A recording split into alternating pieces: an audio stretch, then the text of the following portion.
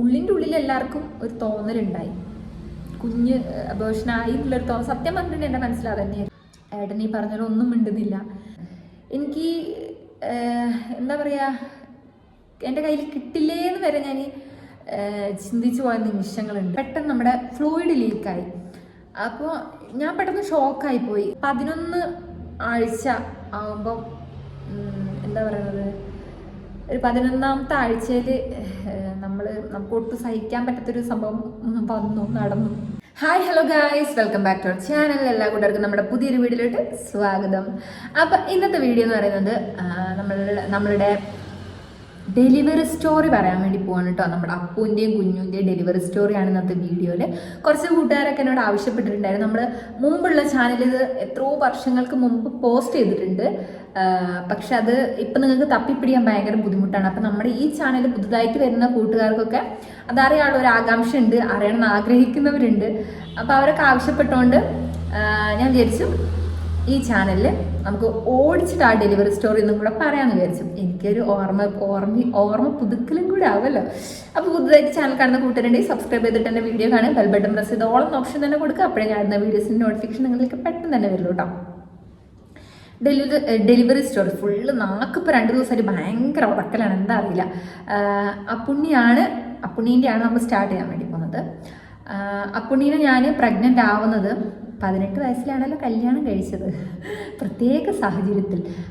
അപ്പോൾ ഒരു 18, 19, 19 ആ ഒരു ടൈമിലൊക്കെയാണ് അപ്പുണ്ണീനെ പ്രഗ്നൻ്റ് ആവുന്നത്. അപ്പുണ്ണീനെ പ്രഗ്നൻ്റ് ആവും 20ാം വയസ്സ് ആകുമ്പോൾ ഞാൻ അപ്പുണ്ണീനെ ഡെലിവറി ആവുന്നത് 20 വയസ്സിലാണ്. അപ്പോൾ ആദ്യത്തെ പ്രഗ്നൻസി പറയുമ്പോൾ ഭയങ്കര ഒരു ടെൻഷനും കാര്യങ്ങളും, സന്തോഷം, അങ്ങനത്തെ എല്ലാ കാര്യങ്ങളും നമ്മളുടെ ജീവിതത്തിലൂടെ കടന്നുപോയി. പിന്നെ ഒന്നാമത്തെ കാര്യം എന്ന് പറയുന്നത്, അമ്മ ഇവിടെ ഉണ്ടായിട്ടില്ല, എൻ്റെ അമ്മ ഇവിടെ ഉണ്ടായിട്ടില്ല. അമ്മ ഗൾഫിലായിരുന്നു. വണ്ടിയുടെ ഭയങ്കര സൗണ്ട് ഉണ്ട്. അമ്മ ഗൾഫിലായതുകൊണ്ട് തന്നെ ഞാനും ഏട്ടനും മാത്രമായിരുന്നു. അമ്മ ഒരു 7ാം മാസമൊക്കെ ആയപ്പോഴാണ് അമ്മ ഗൾഫിൽ നിന്ന് വന്നത്. അപ്പോൾ കുഴപ്പമൊന്നുമില്ലായിരുന്നു. അപ്പുണ്ണീൻ്റെ പ്രഗ്നൻസിയിൽ എനിക്കൊരു 4-5 മാസം ഈ പറഞ്ഞ പോലെ ഛർദി, എന്ത് കഴിച്ചാലും ഛർദിക്കാം, ഫ്രൂട്ട്സ് കഴിക്കാൻ പറ്റില്ല, എല്ലാം കഴിച്ചാലും ഛർദിച്ച് അങ്ങോട്ട് പോകും, അതന്നെയായിരുന്നു. അപ്പോൾ ഈ പറഞ്ഞ പോലെ തന്നെ എനിക്ക് വെയിറ്റ് കുറവായിരുന്നു. അപ്പോൾ റെസ്റ്റ് പറഞ്ഞു, നല്ലോണം ഫുഡ് കഴിക്കണം എന്ന് പറഞ്ഞു. പ്രോട്ടീൻ്റെ എന്തോ ഒരു പൗഡർ തന്നു, പാല് കലക്കി കുടിക്കാൻ. അങ്ങനെയൊക്കെയായിരുന്നു ഫസ്റ്റത്തെ. എനിക്ക് വെയിറ്റ് ഇല്ല, എനിക്കിപ്പോഴും വെയിറ്റ് ഇല്ല. അങ്ങനെയൊക്കെയായിരുന്നു അപ്പുണ്ണീൻ്റെ ഒരു പ്രഗ്നൻസി. ഛർദി പിന്നെ 2ലും ഉണ്ട് കേട്ടോ, അപ്പുണ്ണീൻ്റെയിലും കുഞ്ഞുൻ്റെയിലും ഉണ്ട്. അങ്ങനെ അപ്പുണ്ണീനെ പ്രഗ്നൻ്റ് ആയി ഒരു 7ാം മാസമൊക്കെ ആയപ്പോൾ അമ്മ വന്നു. എനിക്ക് ഡേറ്റ് തന്നത് ഓഗസ്റ്റ് 14, 14 ആ ഒരു ടൈമിനാണ് എനിക്ക് ഡേറ്റ് തന്നത്. പക്ഷെ അതിനു മുമ്പ് ഡേറ്റ് തരുന്നതിന് 2 ആഴ്ച മുന്നേ തന്നെ ഞാൻ ഡെലിവറി കഴിഞ്ഞു. വളരെ വലിയ സംഭവം. അതായത് നമുക്ക് ഡോക്ടർ തരുന്ന ഒരു ഡേറ്റ് എന്ന് പറയുന്നത് ഓഗസ്റ്റ് 14, 13, 14 അപ്പോൾ അപ്പുണ്ണീനെ ഞാൻ പ്രസവിക്കുന്നത് ജൂലൈ 30. പിന്നെ അപ്പുണ്ണീൻ്റെ ഒരു ഡെലിവറി എന്ന് പറയുമ്പോൾ എനിക്ക് 2 ആളെയും എനിക്ക് പേടിപ്പെടുത്തുന്ന കുറേ കാര്യങ്ങൾ ഉണ്ടായിട്ടുണ്ട്. അപ്പുണ്ണീൻ്റെ എന്ന് പറയുമ്പോൾ നമ്മൾ അത്രയും ഹാപ്പി ആയി പോയിക്കൊണ്ടിരിക്കുകയായിരുന്നു. നമ്മുടെ പ്രഗ്നൻസി ജേണി എന്ന് പറയുന്നത് ഒരു 4-5 മാസം ബുദ്ധിമുട്ടുള്ളത് തന്നെയായിരുന്നു. വണ്ടി പോകുന്ന വെച്ചാൽ ഭയങ്കരമായിട്ട് ബുദ്ധിമുട്ടുണ്ടാക്കുന്നുണ്ട്, വേറൊരു വഴിയില്ല. അപ്പുറം റൂമിൽ കുഞ്ഞിരിക്കുകയാണ്. അപ്പോൾ പറഞ്ഞു വന്ന കാര്യം എന്ന് പറയുന്നത്, അപ്പുണ്ണീൻ്റെ പ്രഗ്നൻസിയിൽ ഞാൻ കുഴപ്പമൊന്നുമില്ലായിരുന്നു. 4-5 മാസം കുറച്ച് ബുദ്ധിമുട്ടൊക്കെ അനുഭവിച്ചെങ്കിലും കുഴപ്പമൊന്നുമില്ലാണ്ട് അങ്ങോട്ട് പോയി. പിന്നെ ഒരു 7ാം മാസം കഴിഞ്ഞു. അപ്പോൾ പിന്നെ ഫുൾ നടത്തമായി. നമുക്കിങ്ങനെ പറയില്ല നന്നായിട്ട് നടക്കണം എന്നൊക്കെ. അങ്ങനെ ഫുൾ നടത്തൊക്കെ ഈ വൈകുന്നേരം രാവിലെയൊക്കെ ഞാൻ ഇവിടെ നടക്കാൻ പോകുന്നു. നല്ല നല്ല ഓർമ്മകൾ, നല്ല നല്ല കാര്യങ്ങൾ അങ്ങനെ ചെയ്ത് ഹാപ്പി ആയിട്ട് തന്നെ മുന്നോട്ട് പോയി. ഓഗസ്റ്റിൽ നമ്മൾ ഡേറ്റ് കറക്റ്റായി വെച്ചു, സാധനങ്ങളെല്ലാം സെറ്റാക്കി എല്ലാം ഇരുന്നു.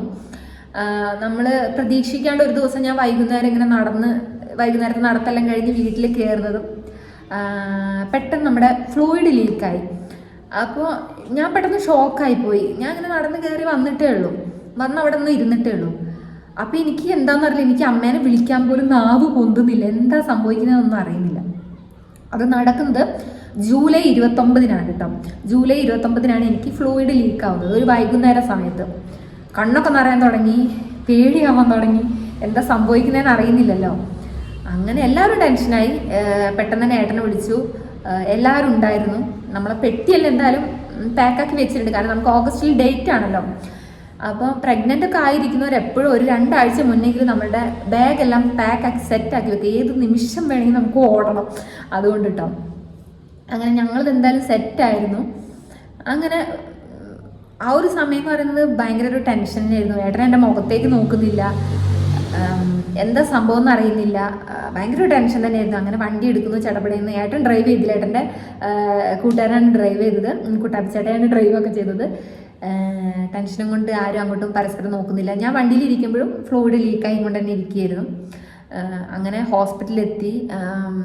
ടെൻഷനായിരുന്നു, എന്താ ഇപ്പം തന്നെ ഡെലിവറി ആവുമോ, ഹോസ്പിറ്റലിൽ എത്തുമ്പോഴത്തേക്ക് എന്തെങ്കിലും പ്രശ്നമാവുമോ, അങ്ങനെയൊക്കെ ആയിരുന്നു കേട്ടോ. എനിക്കൊന്നും മിണ്ടാൻ പറ്റുന്നില്ല. ഞാൻ ഇങ്ങനെ ഏട്ടനെ ഇങ്ങനെ നോക്കുന്നുണ്ട്, പക്ഷെ എനിക്കൊന്നും പറയാൻ പറ്റുന്നില്ല. ഏട്ടനാണ് എൻ്റെ മുഖത്തേക്ക് നോക്കുന്നില്ല, ഫുൾ ടെൻഷനും കാര്യങ്ങളായിരുന്നു. അങ്ങനെ ഹോസ്പിറ്റലിലെത്തിയ പാടും നമ്മളെ അവിടെ അഡ്മിറ്റ് ചെയ്തു. വൈകുന്നേരമായിരുന്നു, ഡോക്ടറൊന്നും ഉണ്ടായിരുന്നില്ല. അഡ്മിറ്റ് ചെയ്തു. ലേബർ റൂമിൻ്റെ ഉള്ളിൽ കയറിയിട്ട് നമ്മളൊന്ന് ചെക്കൊക്കെ ചെയ്തു. അങ്ങനെ എന്താ പറയുന്നത്, പിന്നെ വെയിറ്റിംഗ് ആണ്. പിറ്റേന്ന് ഉണ്ടാവുള്ളൂ ഡെലിവറി. എന്തായാലും സ്കാനിങ് എല്ലാം ചെയ്തു, കൊണ്ടുപോയ സ്കാനിങ് എല്ലാം ചെയ്തു. അതിനുശേഷം എന്താ പറയുക, നമ്മുടെ വയറെല്ലാം ക്ലീൻ ചെയ്തു. പിന്നെന്താ, എനിക്ക് ഫുഡ് വാങ്ങി. ഫുഡ് കഴിച്ചതിന് ശേഷം പിന്നെ വയറെല്ലാം ക്ലീൻ ചെയ്തു. ഒരു പുലർച്ചെയാവുന്ന സമയത്ത് എന്താണ് മരുന്ന് തന്നെയല്ലേ, നമുക്ക് പെയിനിനുള്ള മരുന്നാണ് തോന്നുന്നുണ്ട്. എനിക്കൊന്നും ഇപ്പം അങ്ങനെ ഓർമ്മ കിട്ടുന്നില്ല. എന്തായാലും ട്രിപ്പ് പോലെ എന്തൊരു സംഭവം ഇട്ടിട്ടുണ്ട്, എനിക്കൊന്നും മരുന്നാണ് തോന്നുന്നത്. അതിങ്ങനെ കയറെ രാത്രി ഒന്നും എനിക്കൊരു കുഴപ്പമില്ല. ഫ്ലൂയിഡ് പോകുന്നുണ്ട്. നമ്മൾ ഹോസ്പിറ്റലിൽ എത്തി, സ്കാനിങ് എല്ലാം കഴിഞ്ഞപ്പോൾ ഫ്ലൂയിഡ് എനിക്കൊന്നും എല്ലാം പോയി കഴിഞ്ഞു തോന്നുന്നു കേട്ടോ, എനിക്കറിയില്ല. അപ്പോൾ സ്കാനിങ് ചെയ്യുന്ന സമയത്ത് ഡോക്ടർ പറഞ്ഞു കുഞ്ഞിന് അനക്കം കുറവാന്ന് പറഞ്ഞു. കുഞ്ഞ് അനങ്ങുന്ന പോലെ ഫീൽ ചെയ്യുന്നുണ്ടോ ചോദിച്ചു. ഞാൻ പറഞ്ഞു എനിക്ക് ഫീൽ ചെയ്യുന്നില്ല എന്നും പറഞ്ഞു. അപ്പം പിന്നെ ടെൻഷനായി, കുഞ്ഞെന്താ അനങ്ങാത്തെന്നുള്ളൊരു ടെൻഷൻ. പിന്നെ ലേബർ റൂമിൽ ചെന്നപ്പം എന്നോട് സിസ്റ്റർമാരൊക്കെ പറഞ്ഞു ടെൻഷൻ അടിക്കരുത്. ഞാൻ പറഞ്ഞു കുഞ്ഞ് അനങ്ങുന്നില്ല എന്ന് തന്നെ പറഞ്ഞുകൊണ്ടിരിക്കുകയായിരുന്നു. അപ്പോൾ പറഞ്ഞു ടെൻഷനൊന്നും അടിക്കേണ്ട, അത് ഫ്ലൂയിഡ് ഇല്ലാത്തതിൻ്റെ ഒരു പ്രശ്നമാണ്, കുഞ്ഞിന് കുഴപ്പമൊന്നുമില്ല എന്ന് പറഞ്ഞിട്ട് ഈ ഹാർട്ട് ബീറ്റ് നമുക്ക് ഇങ്ങനെ കേൾപ്പിക്കുമല്ലോ. അപ്പോൾ എനിക്ക് കണ്ടോ നിൻ്റെ കുഞ്ഞിന് ഒരു കുഴപ്പമില്ല, ടെൻഷൻ ആവരുതെന്ന് പറഞ്ഞു. അങ്ങനെ ആ രാത്രി ഉറങ്ങാതെ തള്ളി നീക്കി. ഞാൻ ഉള്ളിലുണ്ടെന്നേ ഉള്ളൂ, ഞാനും ഉറങ്ങിയിട്ടില്ല, പുറത്തുള്ളവരും ഉറങ്ങിയിട്ടില്ല. അങ്ങനെ അപ്പോഴും ഞാൻ വിചാരിച്ചില്ല ഡെലിവറി പെട്ടെന്ന് ഉണ്ടാകാൻ വിചാരിച്ചില്ല. കാരണം എനിക്ക് അറിയില്ലല്ലോ, നമ്മൾ വിചാരിക്കുന്ന ഡേറ്റ് ഓഗസ്റ്റിലല്ലേ. അപ്പം ഞാൻ വിചാരിച്ചു എന്തെങ്കിലുമൊക്കെ മരുന്നോ കാര്യങ്ങളോ കഴിഞ്ഞ് പിന്നെ വീട്ടിൽ പോയിട്ടൊക്കെ ഡെലിവറി ഒക്കെ ആവുള്ളൂ, ആ ഒരു ടൈമിൽ ആവുള്ളൂ എന്നല്ല, നമുക്ക് അത്ര അറിവല്ലേ ഉള്ളൂ. അപ്പം എനിക്ക് തോന്നുന്നു അങ്ങനെ അവിടെ കിടന്നു. ഒരു പുലർച്ചയൊക്കെ ആയപ്പോൾ ഒരു രാവിലെ ഒരു 6 മണിയൊക്കെ തോന്നുന്നുണ്ട് എനിക്ക്. ആ ഒരു ടൈം ആയപ്പോൾ വന്നിട്ട് അതിനിടയിൽ നമ്മുടെ വയറെല്ലാം ക്ലീൻ ചെയ്തു കേട്ടോ. അപ്പോൾ വയറ് ക്ലീൻ ചെയ്തപ്പോൾ അമ്മ പറഞ്ഞു ചിലപ്പോൾ ഡെലിവറി ഉണ്ടാവും, ഡെലിവറിക്ക് മുന്നെയാണ് വയറെല്ലാം ക്ലീൻ ചെയ്യാമെന്ന് പറഞ്ഞ് എനിക്കൊരു സൂചന തന്നു അമ്മ, ടെൻഷനൊന്നും ആവണ്ടെന്ന് പറഞ്ഞിട്ട്. എനിക്കാണെങ്കിൽ ഞാൻ അപ്പോൾ ഏട്ടനെ കണ്ടിട്ടേ ഇല്ല. ഏട്ടനെ നമ്മുടെ ഹോസ്പിറ്റലിലേക്ക് വരുമ്പോഴാണെങ്കിലും ഏട്ടൻ എൻ്റെ മുഖത്തോട് നോക്കിയിട്ടുണ്ടായില്ല, പിന്നെ ഞാൻ കണ്ടിട്ടില്ല. അപ്പോൾ എനിക്ക് ഏട്ടനെ ഒന്ന് കാണണം എന്നൊക്കെ ഉണ്ടായിരുന്നു, പക്ഷെ നടക്കില്ലല്ലോ. അങ്ങനെ പുലർച്ചയ്ക്ക് നമുക്ക് ഇഞ്ചക്ഷൻ തന്നിട്ട് കുറച്ച് കഴിഞ്ഞ് ഒരു 7-7:30 ആവും. രാവിലെ ആയപ്പോൾ അമ്മ ഒരു ചായയും കുറച്ച് എന്തോ ഒന്ന് കഴിക്കാൻ ലൈറ്റായിട്ട് എന്തോ കഴിക്കാൻ കൊണ്ടു തന്നു. അപ്പം അമ്മ ചോദിച്ചു, സിസ്റ്ററോട് കാര്യം ചോദിച്ചപ്പോൾ സിസ്റ്റർ പറഞ്ഞു വേദനയ്ക്കുള്ള മരുന്ന് ഇതായിട്ടുണ്ട്, പെയിൻ വരുമോ നോക്കാമെന്ന്. അപ്പോഴാണ് എനിക്ക് മനസ്സിലായത് എനിക്ക് കയറിക്കൊണ്ടിരിക്കുന്ന ട്രിപ്പാണെന്ന് ഞാൻ വിചാരിച്ചത്. എനിക്കറിയില്ല കറക്റ്റ്. എന്തായാലും വേദനയ്ക്കുള്ള മരുന്ന് എനിക്ക് എടുത്തിട്ടുണ്ടെന്ന് മനസ്സിലായി. അപ്പം എന്നോട് അമ്മ ചോദിച്ചു പെയിന് വരുന്നുണ്ടോ എന്ന് ചോദിച്ചു. ഞാൻ പറഞ്ഞു എനിക്ക് ഒരു പെയിനും വരുന്നില്ല എന്ന് പറഞ്ഞു. അപ്പം എനിക്ക് പേടി, പെയിൻ എന്താ വരാത്തെന്നുള്ള പേടി എനിക്ക്. അപ്പോൾ അങ്ങനെ അമ്മ ചായ തന്നിട്ട് കുറച്ച് നേരം അവിടെ നിർത്തിയുള്ളൂ. അമ്മ പുറത്തോട്ട് പോയി. പിന്നെ ഞാനുള്ള അപ്പോൾ സിസ്റ്റർ ഇടയ്ക്കിടയ്ക്ക് വന്നിങ്ങനെ ചോദിക്കുന്നുണ്ട് പെയിന് വന്നു. അപ്പോൾ ഞാൻ വരുന്നേ ഇല്ല, എനിക്ക് പെയിനൊന്നും ഫീൽ ചെയ്യുന്നില്ല. പിന്നെ കുറച്ചങ്ങ് കഴിഞ്ഞപ്പോഴാണ് ചെറിയ രീതിയിൽ പെയിൻ അങ്ങ് വന്നത്. എനിക്കറിയില്ല, നമ്മളെ ഒരു മെൻസസിൻ്റെ ഒക്കെ ഒരു പെയിനൊക്കെ അനുഭവിച്ചവരാണെങ്കിൽ മനസ്സിലാവും. ആ ഒരു പെയിനിലായിരുന്നു സ്റ്റാർട്ടിങ്. പിന്നെ എന്ത് പെയിനാണോ വന്നതെന്ന് എനിക്കറിയില്ല, ദൈവമേ, ഇപ്പോഴും അറിയില്ല. അങ്ങനെ പെയിൻ ചെറിയ രീതിയിൽ വരാൻ തുടങ്ങി, ഊരേന്ന് വേദന വരാൻ തുടങ്ങി. അങ്ങനെ എല്ലായിടത്തും എനിക്ക് ഈ നഖത്തിൻ്റെ ഉള്ളിൽ നിന്ന് വരെ വേദന വരാൻ തുടങ്ങി. പിന്നെ കുറച്ച് നേരം ഫസ്റ്റ് എക്സ്പീരിയൻസ് അല്ല, പിന്നെ ആ ലേബർ റൂമിൽ ഞാൻ മാത്രമേ ഡെലിവറിക്ക് കിടക്കുന്നത്. അന്ന് ഹർത്താലായിരുന്നു, ആ ഒരു കാര്യം, ഡോക്ടർ വന്നിട്ടില്ല, അന്ന് ഹർത്താലുമായിരുന്നു. അങ്ങനെ ആരുമില്ല, ഞാൻ മാത്രമേ ഉള്ളൂ. അതുകൊണ്ട് ഉള്ള സിസ്റ്റർമാരെല്ലാം നല്ല കെയർ ആയിരുന്നു കേട്ടോ. നല്ല എന്നെ ഹാപ്പി ആയിട്ട് എന്നെ വെച്ചു, ടെൻഷനൊന്നും ഇല്ലാത്ത രീതിയിൽ എന്നെ കൊണ്ടുപോയി. അങ്ങനെ എന്താ പറയുന്നത്, ചെറിയ രീതിയിൽ പെയിൻ വരാൻ തുടങ്ങി. കണ്ണിന്ന് ഞാൻ കരഞ്ഞു കേട്ടോ, അത്യാവശ്യം നന്നായിട്ട് തന്നെ അങ്ങോട്ട് കരഞ്ഞിട്ടുണ്ട്. പുറത്തേക്ക് വരേണ്ട ഒച്ച കേട്ടെന്നാണ് പറഞ്ഞത്. അങ്ങനെ നല്ല രീതിയിൽ തന്നെ വേദന വന്നു, നല്ല രീതിയിൽ തന്നെ കരഞ്ഞു. അങ്ങനെ നമ്മളുടെ അപ്പുണ്ണി എനിക്ക് തോന്നുന്നു പെയിന് വന്നത് ഒരു 1.5 മണിക്കൂർ പെയിന് കിടന്നിട്ടുണ്ട് ഞാൻ, എനിക്ക് ഓർമ്മ വെച്ചിട്ട് പെയിൻ വന്നിട്ട്. അങ്ങനെ ഒരു 9:40 ആകുമ്പോഴാണ് അപ്പുണ്ണീന് ഡെലിവറി ആവുന്നത്. ഡെലിവറിക്കാണെങ്കിലും ഞാൻ നന്നായിട്ട് കഷ്ടപ്പെട്ടിട്ടുണ്ടായിരുന്നു. അവസാനം ഞാനിങ്ങനെ പെയിൻ വരുമ്പോൾ നമ്മൾ ആ ഒരു സമയത്ത് നമ്മളോട് സിസ്റ്റർമാർ പറയുന്ന പോലെ നമ്മൾ ചെയ്തിട്ടില്ലെങ്കിൽ ഭയങ്കര ബുദ്ധിമുട്ടായിരിക്കും. അപ്പോൾ പുഷ് ചെയ്യുന്നു പറയുന്ന സമയത്ത് നമ്മളെ പെയിനും കൊണ്ട് അതിന് ശ്രമിക്കാതിരിക്കുകയൊക്കെ ചെയ്യുകയാണെങ്കിൽ ചില പ്രശ്നങ്ങളൊക്കെ എനിക്ക് ഉണ്ടായിട്ടുണ്ട് കേട്ടോ. അത് ഞാൻ പറഞ്ഞുതരാം. അത് അങ്ങനെ അപ്പുണ്ണീന് എന്തായാലും ഒരു 9:40 ആകുമ്പോൾ നമ്മുടെ അപ്പുണ്ണീനെ കയ്യിൽ കിട്ടിയിട്ടുണ്ടായിരുന്നു. അവർ 2,300 ഉണ്ടായിട്ടുള്ളൂ കേട്ടോ. ഒരു 2,500 കുഞ്ഞുങ്ങൾ വേണം. അപ്പോൾ അവന് 2,300 ഉണ്ടായിട്ടുണ്ടായുള്ളൂ. അപ്പുണ്ണിയുടെ തല എന്ന് പറയുന്നത് കുറച്ച് വലിയ തലയായിരുന്നു, കുറച്ച് നെറ്റിയൊക്കെ നീണ്ടിട്ട്. ഇപ്പോഴും അവന് നെറ്റി കണ്ടറിയാം, ഭയങ്കര നെറ്റിയായിരുന്നു. അങ്ങനെ ഭയങ്കര വലിയ നെറ്റിയായിരുന്നു കേട്ടോ. അപ്പോൾ എനിക്ക് ഡെലിവറി എല്ലാം കഴിഞ്ഞപ്പോൾ ഭയങ്കര ടെൻഷനായിരുന്നു, എൻ്റെ നെറ്റിയൊക്കെ ഇങ്ങനെ വലുതായി എന്നുള്ളത്. അപ്പോൾ സിസ്റ്റർ പറഞ്ഞു, ഡെലിവറി സമയത്ത് നീ ഇരുന്ന് കളിച്ചതുകൊണ്ടാണ് അങ്ങനെയൊക്കെ ആയിരുന്നു എന്നൊരു തമാശ രീതിയിൽ സിസ്റ്റർ അങ്ങനെ പറഞ്ഞു. പിന്നെ പോകെ അങ്ങനെയുള്ള കുറച്ച് നെറ്റി പൊന്തിയ കുഞ്ഞുങ്ങൾക്ക് എന്തോ പറയും, അതെനിക്കെന്തോ കറക്റ്റ് ഓർമ്മയില്ല. അങ്ങനെ അതെല്ലാം കഴിഞ്ഞ് കഴിഞ്ഞപ്പോൾ ഡോക്ടർ സിസ്റ്റർ അത് കുഴപ്പമില്ല, അത് കുറച്ച് കഴിയുമ്പോൾ അങ്ങ് നെറ്റിയൊക്കെ കുറഞ്ഞോളൂ നടന്നു. അങ്ങനെ അപ്പുണ്ണീൻ്റെ മുഖം എന്ന് പറയുന്നത് ഡെലിവറി കഴിഞ്ഞ് എൻ്റെ കയ്യിൽ തരുമ്പോൾ ഉമ്മ തരാൻ വരുന്ന നമ്മളെ കയ്യിൽ കൊണ്ട് ഇങ്ങനെ തരില്ല. നമ്മളിങ്ങനെ കിടക്കുമ്പോൾ ഇങ്ങനെ അടുത്ത് കൊണ്ടുവന്നപ്പോൾ ഞാൻ അവൻ്റെ കവിളിൻ്റെ ഇവിടെ കാണുന്നത് പച്ച കളറും നീല കളറൊക്കെ കളർന്നിട്ടുള്ളൊരു കളറായിരുന്നു 2 കവിളും. ഇങ്ങനെയാണ് കാണുന്നത്.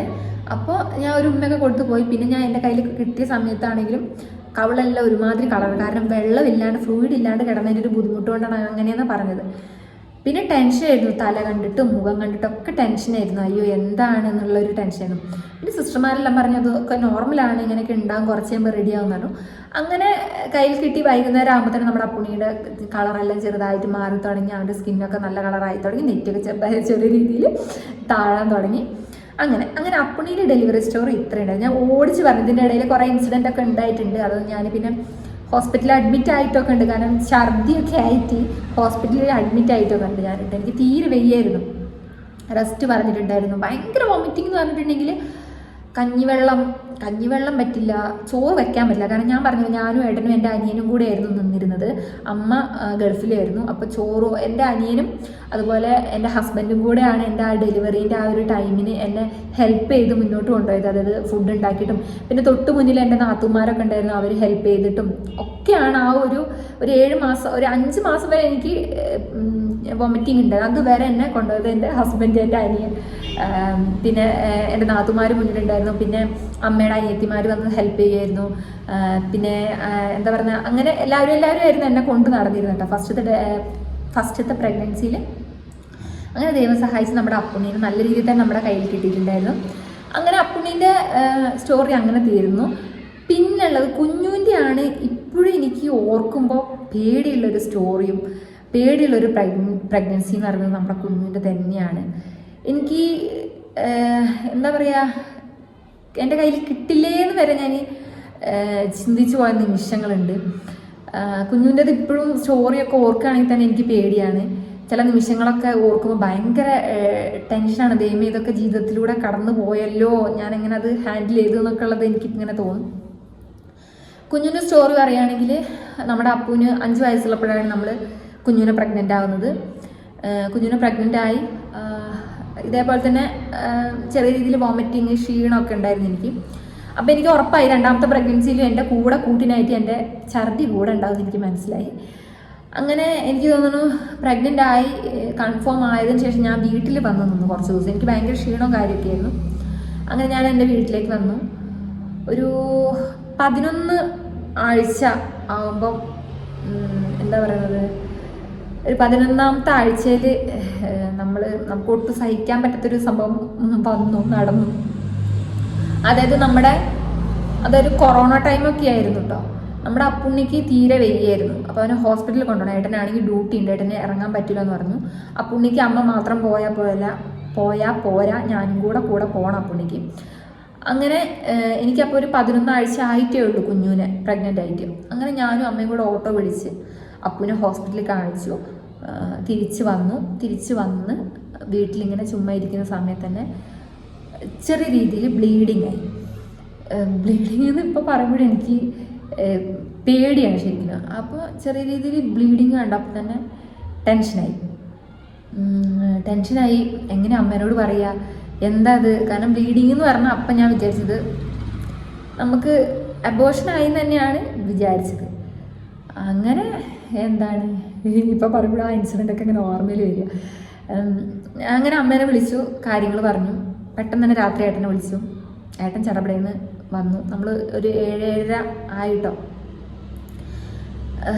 എന്താ പറയുക, ബ്ലീഡിങ് എന്ന് പറഞ്ഞാൽ പിന്നെ ഒന്നും പറഞ്ഞിട്ട് കാര്യമില്ല. അങ്ങനെ വിളിക്കാത്ത ദൈവങ്ങളില്ല. ഉള്ളിൻ്റെ ഉള്ളിൽ എല്ലാവർക്കും ഒരു തോന്നലുണ്ടായി, കുഞ്ഞ് അബോർഷനായി എന്നുള്ളൊരു സത്യം പറഞ്ഞിട്ടുണ്ട് എൻ്റെ മനസ്സിൽ അത് തന്നെയായിരുന്നു. അയ്യോ വെറുതെ ആശയിപ്പിക്കാൻ വേണ്ടി തന്നോ എന്നുള്ളൊരു ഇതായിരുന്നു. അങ്ങനെ നമ്മൾ ഹോസ്പിറ്റലിൽ പോയി. ഏട്ടൻ രാത്രി തന്നെ വന്നു.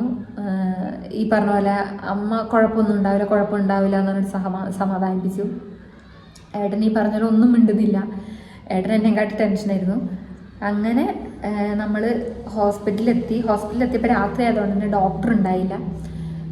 അയ്യോ, ഡോക്ടർ ഇല്ലാണ്ടായതുകൊണ്ട് സിസ്റ്റർമാർ വേഗം ഡോക്ടറെ വിളിച്ച് പറഞ്ഞ് ഇങ്ങനെ ഒരു പേഷ്യൻ്റ് വന്നിട്ടുണ്ട് എന്നൊക്കെ പറഞ്ഞപ്പോൾ നേരെ ലേബർ റൂമിലേക്കാണ് കൊണ്ടുപോയത്. എന്തായാലും ബ്ലീഡിങ് ആയതുകൊണ്ട് തന്നെ അഡ്മിറ്റ് ആവണമെന്ന് വന്ന പാടും തന്നെ പറഞ്ഞു, ബ്ലീഡിങ് ആയതുകൊണ്ട് തന്നെ. അങ്ങനെ ലേബർ റൂമിൽ കൊണ്ടുപോയിട്ട് സിസ്റ്റർമാരൊക്കെ നല്ല രീതിയിൽ ചെക്ക് ചെയ്തു. അപ്പം എന്നോട് പറഞ്ഞു ഇനി ബ്ലീഡിങ് ഉണ്ടോ നോക്കാമെന്ന് പറഞ്ഞു. അങ്ങനെ കുറച്ച് നേരം അഡ്മിറ്റായി. പിന്നെ കുറച്ച് നേരത്തേക്ക് ആരും ഒന്നും മിണ്ടുന്നില്ല. റൂമിലേക്ക് മാറ്റി. അപ്പൂന് തീരെ വയ്യായിരുന്നു. അവനെയും കൂടെ എടുത്തിട്ടാണ് വന്നത്. അവനവിടെ കിടക്കുന്നുണ്ട്. അമ്മേനോടൊന്നും പറയാൻ വയ്യ, ഭക്ഷണം കഴിക്കുന്നില്ല, ഒന്നിനും വയ്യ. ഒരു എന്താ പറയുന്ന ഒരു മനസ്സെല്ലാം ചത്ത അവസ്ഥയായിപ്പോയി. കാരണം നമ്മളൊന്ന് പ്രഗ്നൻ്റ് ആണ്, സന്തോഷിച്ച് 11 ആഴ്ച ആവുന്നേ ഉള്ളൂ. നമ്മളെല്ലാവരോടും കൺഫേം ചെയ്ത് എല്ലാവരോടും അറിയിച്ച് ആ സിറ്റുവേഷനൊക്കെ നിങ്ങളുടെ ജീവിതത്തിലൊക്കെ പലരുടെ ഇടയിലൂടെ വന്നു പോയിട്ടുണ്ടാവും. അവരൊക്കെ അനുഭവിച്ച വേദന ഇപ്പം എനിക്ക് ഊഹിക്കാം എന്താന്ന്. നഷ്ടപ്പെട്ടു പോയവർക്ക് വന്ന സങ്കടം എങ്ങനെയാണെന്ന് എനിക്ക് ഊഹിക്കാം. കാരണം ഞാൻ ഒരു സ്റ്റേജ് വരെ എത്തിയതാണ്. അങ്ങനെ അഡ്മിറ്റാക്കി. ഡോക്ടർ നാളെ വരാണ്ടൊന്നും ചെയ്യാൻ പറ്റില്ല എന്ന് പറഞ്ഞു. അപ്പോൾ തന്നെ ഡോക്ടർ ഏതൊരു ഇഞ്ചക്ഷൻ പറഞ്ഞു. അങ്ങനെ വേഗം കൊണ്ട് ലേബർ റൂമിൽ ചെന്ന് എനിക്ക് ആ ഇഞ്ചക്ഷൻ ചെയ്തു. ഇഞ്ചക്ഷൻ ഭയങ്കര കടച്ചിലുള്ളൊരു ഇഞ്ചക്ഷൻ ആയിരുന്നു. എന്താണെന്നൊന്നും എനിക്കറിയില്ല, ഭയങ്കര കടച്ചിലായിരുന്നു. ഉറങ്ങാത്ത രാത്രി ഞാനൊരു പോള കണ്ണടച്ചിട്ടില്ല. ഞാൻ മനസ്സുകൊണ്ട് പ്രാർത്ഥിക്കുകയാണ്, ഒന്നും ഉണ്ടാവരുത് ദൈവമേ, ഒന്നും ഉണ്ടാവരുത്. പക്ഷേ എൻ്റെ ഒരു അറിവിൽ ഫസ്റ്റത്തെ പ്രഗ്നൻസിയൊക്കെ നല്ല സ്മൂത്തായിട്ട് പോയതുകൊണ്ട് തന്നെ ഞാൻ ഈ രണ്ടാമത്തേൽ അധികം വലിയ കാര്യമായിട്ട് ഒന്നും ടെൻഷനേ ഇല്ലായിരുന്നു എനിക്ക്. പക്ഷേ ബ്ലീഡിങ് എന്താ ചെയ്യാന്നറിയില്ല. ബ്ലീഡിങ് എന്ന് പറയുമ്പോൾ ഞാൻ ആദ്യം ആലോചിച്ചത് അത് തന്നെയാണ്, കുഞ്ഞ് നമുക്ക് കിട്ടില്ല എന്ന് തന്നെയായിരുന്നു. അങ്ങനെ ഏട്ടനടുത്ത് വന്നിരുന്നപ്പോൾ ഞാനിങ്ങനെ പറയുകയും ചെയ്ത്, മോഹിപ്പിക്കാൻ തന്ന പോലെ ആയല്ലോ, നമുക്ക് വെറുതെ കൊതിപ്പിക്കാൻ തന്ന പോലെ ആയോ എന്നൊക്കെ പറഞ്ഞാൽ. അപ്പോൾ ഏട്ടനും പറഞ്ഞ കുഴപ്പമൊന്നുമില്ല, ടെൻഷൻ ആവേണ്ടി, ഡോക്ടർ വരട്ടെ, ടെൻഷൻ ആവേണ്ടി ഇരിക്കുന്നു പറഞ്ഞു. അങ്ങനെ ഉറങ്ങിയിട്ടില്ല, അന്ന് രാത്രി ഉറങ്ങിയിട്ടില്ല. സിസ്റ്റർമാർ ഇടയ്ക്കിടയ്ക്ക് വരുന്നുണ്ട്, ടെൻഷനൊന്നും ആവട്ടെ. പിന്നെ നമുക്ക് ഹോസ്പിറ്റലിൽ വന്നിട്ട് നമുക്ക് അങ്ങനെ ബ്ലീഡിങ് ആയിട്ടില്ല കേട്ടോ. അപ്പോൾ സിസ്റ്റർമാർ ഇടയ്ക്കിടയ്ക്ക് ഒന്ന് ചെക്ക് ചെയ്യുന്നുണ്ട്. അപ്പോൾ പറഞ്ഞു ഇനി പേടിക്കുന്നു വേണ്ട, അധികം ബ്ലീഡിങ് ഒന്നും ആയിട്ടില്ല, ഇനി പേടിക്കില്ല, ടെൻഷൻ ആവില്ല, ടെൻഷൻ ആയാലാണ് പ്രശ്നം, ടെൻഷൻ ആവരുതെന്ന് പറഞ്ഞു. അങ്ങനെ പിറ്റേന്ന് ഡോക്ടർ വന്ന പാടും സ്കാനിങ്ങിന് എഴുതി തന്നു. അഡ്മിറ്റ് ആയതല്ലോ, സ്കാനിങ്ങിന് എഴുതി തന്നു. എന്നോട് വയറ് വേദനിക്കുന്നുണ്ടോ എന്നൊക്കെ ചോദിച്ചു. വയറുവേദന ഒന്നും ഉണ്ടായിരുന്നില്ല. അങ്ങനെ സ്കാനിങ്ങിന് കൊണ്ടുപോകുമ്പോൾ എന്താ പറയുക, നമുക്ക് ഡോക്ടർ നമ്മളെ കാണിച്ചിട്ട് ഡോക്ടർ വന്ന പാട് നമ്മളെ കൊണ്ടുപോയി പാടും ഡോക്ടർ ഒന്ന് സ്കാനിങ് ചെയ്യണം, നമ്മുടെ കുഞ്ഞിന് എന്തെങ്കിലും പറ്റിയോന്ന് അറിയണം, കുഞ്ഞിൻ്റെ അവയവത്തിന് എന്തെങ്കിലും പറ്റിയോന്ന് അറിയണം. അപ്പം നമ്മൾ ഒരു സ്കാനിങ് ചെയ്യണം എന്നൊക്കെ പറഞ്ഞു. അപ്പം തന്നെ ടെൻഷനായി, ഭയങ്കര ടെൻഷൻ. അനുഭവിച്ചത് ഇപ്പോഴും ഇങ്ങനെ നമുക്ക് ഓർക്കാൻ പറ്റില്ല. അങ്ങനെ സ്കാനിങ്ങിന് കൊണ്ടുപോയി. സ്കാനിങ്ങിന് ഇങ്ങനെ കിടത്തുമ്പോഴൊക്കെ ഫുൾ പ്രാർത്ഥനയാട്ടോ. മനസ്സുകൊണ്ട് വിളിക്കാത്ത ദൈവങ്ങളില്ല, അങ്ങനെ വിളിച്ചിട്ടുണ്ട്. നേരാത്ത നേർച്ചകളില്ല, അങ്ങനെ വിളിച്ചുകൊണ്ടിരിക്കുക. സ്കാനിങ് കഴിഞ്ഞു. സ്കാനിങ് റിപ്പോർട്ട് നേരെ ഡോക്ടറെ അടുത്തേക്കാണ് പോയത്. അങ്ങനെ വന്ന് റൂമിൽ പിന്നെ കിടക്കാം. മര്യാദയ്ക്ക് ഒന്നും ഭക്ഷണം കഴിച്ചിട്ടേ ഇല്ല കേട്ടോ. ഭക്ഷണമൊന്നും കഴിക്കുന്നേ ഇല്ല, ആരും കഴിക്കുന്നില്ല അവിടെ. ഏട്ടനാണെങ്കിലും അമ്മയാണെങ്കിലും അപ്പൂന് എന്തെങ്കിലും കൊടുക്കുന്നുണ്ടെന്നല്ലാണ്ട് നമ്മളാരും ഭക്ഷണം പോലും കഴിക്കുന്നില്ല. അങ്ങനെ റിസൾട്ട് സിസ്റ്റർ അതിൻ്റെ ഇടയിലൊന്ന് വന്നിട്ട് പറഞ്ഞു, ശ്രുതി നീ ടെൻഷൻ ആവുമെന്ന് വേണ്ട കേട്ടോ, കുഴപ്പമൊന്നുമില്ല എന്ന് പറഞ്ഞു. അങ്ങനെ പറഞ്ഞപ്പോൾ ഒരു സമാധാനമായി എനിക്ക്. എന്നാലും പൂർണ്ണമായിട്ട് എന്താണ് ഈ ബ്ലീഡിങ്ങിൻ്റെ റീസൺ എന്താണെന്ന് നമുക്കറിയണമല്ലോ. അങ്ങനെ ഡോക്ടറെ അടുത്ത് എത്താണ്ട് ഒരു രക്ഷയല്ല, എനിക്ക് എന്ത് പറഞ്ഞിട്ട് ഒരു കാര്യമില്ല.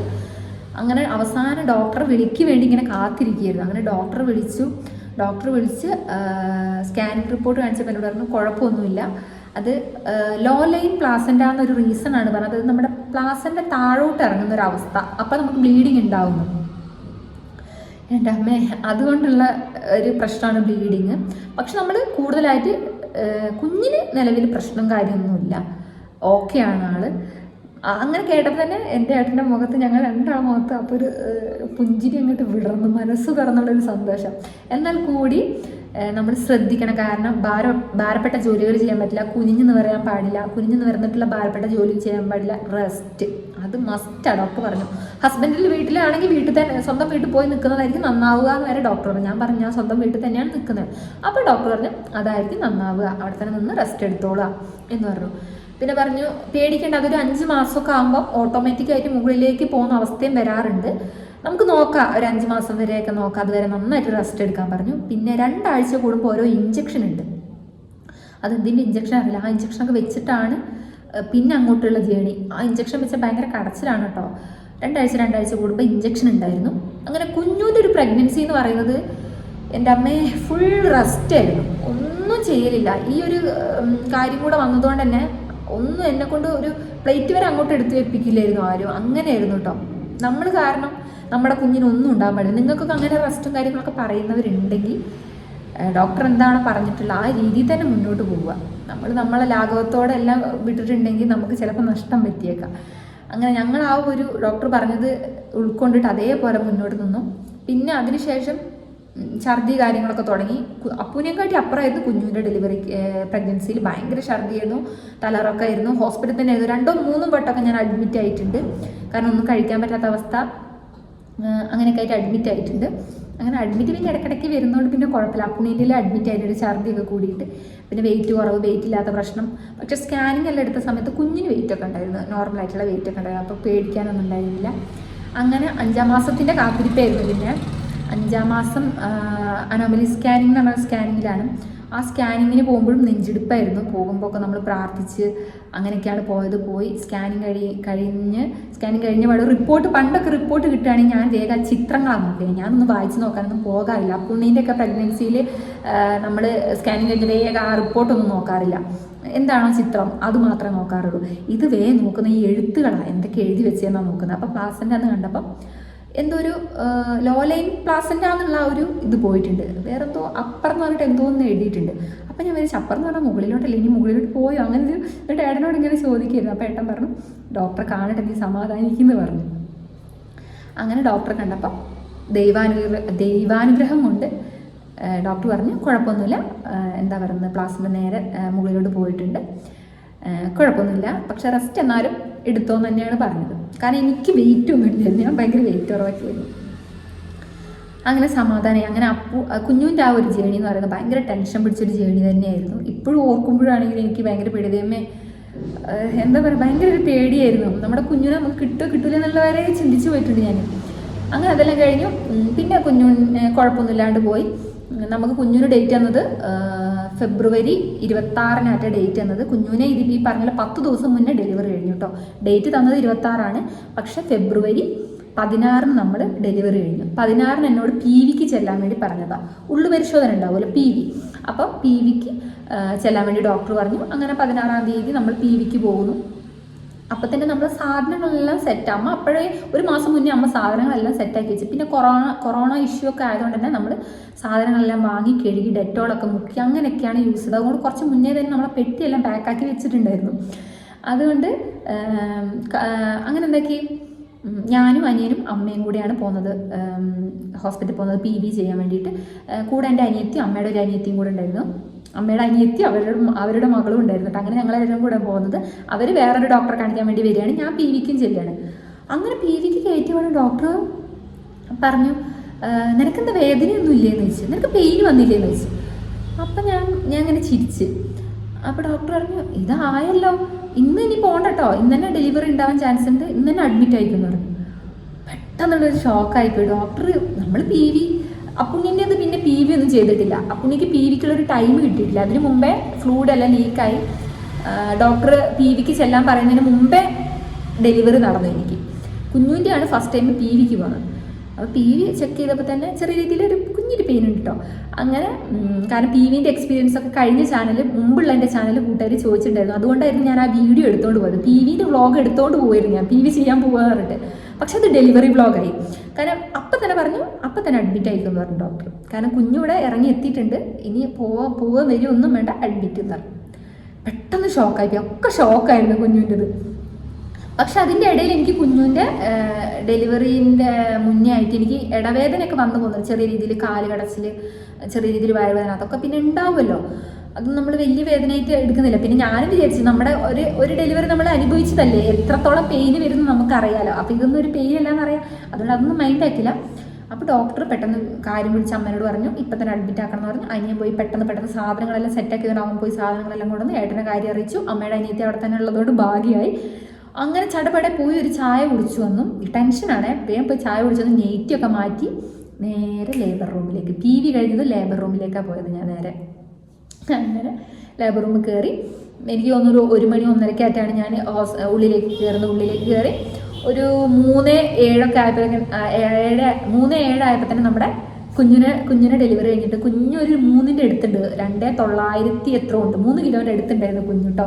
അന്ന് അപ്പം എനിക്ക് മനസ്സിലായി നമ്മൾ ഭക്ഷണം നന്നായിട്ട് എന്താ പറയുന്നത്, അന്ന് ഛർദിയൊക്കെ ആയിട്ട് ഞാൻ വിചാരിക്കും ഒന്നും കഴിക്കുന്നില്ലല്ലോ, കുട്ടി പട്ടിണിയായി പോവോ, കുട്ടി വെയിറ്റ് ഉണ്ടാവില്ല എന്നൊക്കെ. അതൊക്കെ വെറുതെ കേട്ടോ, അവർക്ക് വേണ്ടത് അവർ വലിച്ചെടുക്കുന്നുണ്ട് നന്നായിട്ട്. കാരണം 3 കിലോ ഉണ്ട് നമ്മളെ കുഞ്ഞു.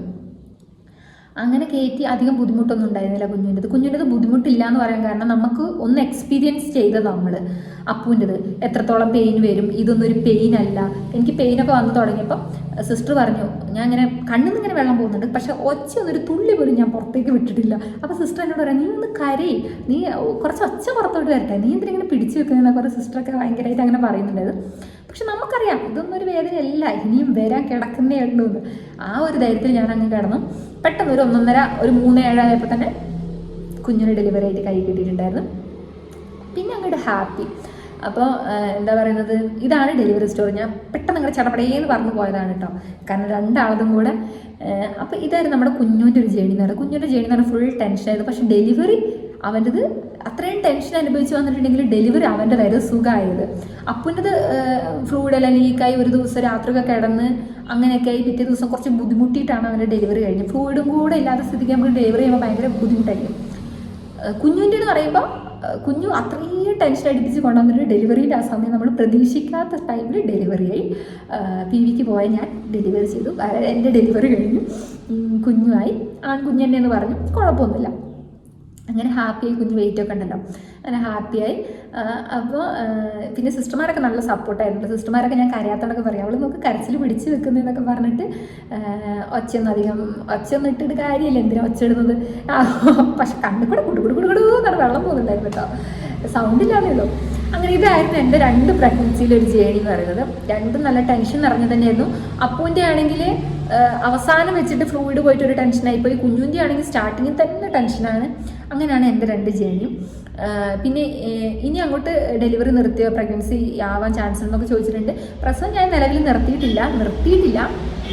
അതായത് നമ്മൾ ഹെർണിയയുടെ സർജറി എല്ലാം ചെയ്ത് കിടക്കല്ലേ, ചെയ്തതായതുകൊണ്ട് തന്നെ ഇപ്പം ഇനി നമ്മൾ പുതിയൊരു പ്രഗ്നൻസിനെ കുറിച്ച് ചിന്തിക്കുന്നതും കൂടെ അല്ല, അതൊക്കെ ഇനി നമുക്ക് അറിയില്ല.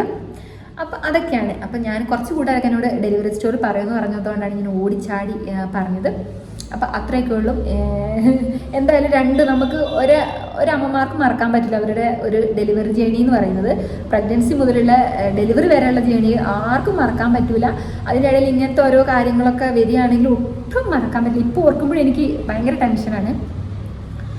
അപ്പോൾ അത്രയൊക്കെ ഉള്ളൂ. അപ്പോൾ ഈ വീഡിയോ ഇഷ്ടപ്പെടുന്ന ലൈക്ക് ചെയ്യാനും ഷെയർ ചെയ്യാനും കമൻറ്റ് ചെയ്യാനും മറക്കരുത്. കുറച്ച് കൂട്ടുകാരെങ്കിലും എന്നോട് ആവശ്യപ്പെട്ടുകൊണ്ടാണ് കേട്ടോ.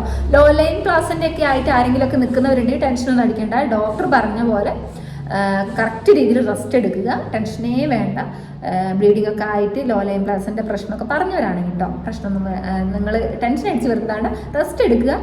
അപ്പോൾ ഒരു 5 മാസമൊക്കെ 7 മാസമൊക്കെ ആകുമ്പോൾ തന്നെ ഒക്കെ സെറ്റ് ആയിക്കോളൂ കേട്ടോ. അപ്പോൾ ഇത്രയൊക്കെ ഉള്ളൂ. പുതുതായിട്ട് ചാനൽ കാണുന്ന കൂട്ടുകാരുണ്ടെങ്കിൽ സബ്സ്ക്രൈബ് ചെയ്തിട്ട് തന്നെ ബെൽ ബട്ടൺ പ്രസ് ചെയ്തിട്ട് തന്നെ വീഡിയോ കാണാൻ മറക്കരുത്. അപ്പോൾ പുതിയൊരു വീഡിയോ കാണാം. ഇവരെല്ലാം കൂടെ വിസ് യു.